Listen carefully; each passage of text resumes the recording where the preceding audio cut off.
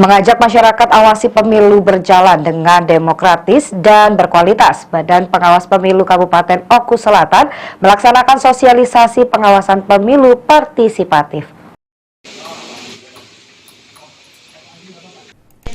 Bawaslu Oku Selatan melaksanakan sosialisasi pengawasan partisipatif masyarakat, mengusung tema Lembaga Pengawasan Pemilu serta peran strategis masyarakat dalam pengawasan pemilu tahun 2024.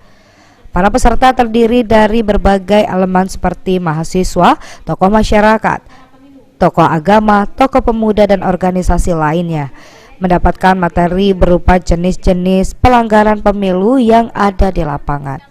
Adapun jenis-jenis pelanggaran tersebut seperti kampanye membawa anak di bawah umur, money politik, dan pelanggaran saat mencoblos. Dengan adanya sosialisasi pengawasan partisipatif ini, nantinya masyarakat diharapkan dapat melaporkan pelanggaran pemilu yang ditemukan di lapangan kepada Bawaslu.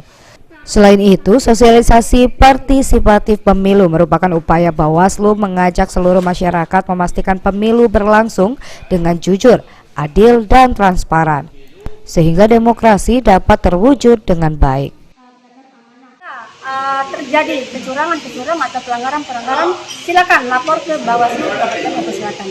Bu, sejauh ini apa sudah ada laporan ataupun ini pelanggaran-pelanggaran yang dilakukan oleh calon-calon legislatif ini sendiri, Bu? Sejauh ini belum ada, cuman hanya pemasangan APS.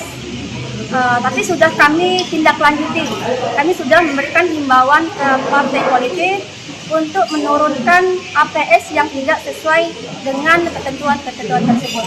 Sudah kami himbau, sudah kami berikan surat ke seluruh partai politik. Sri Fitriana, PAL TV.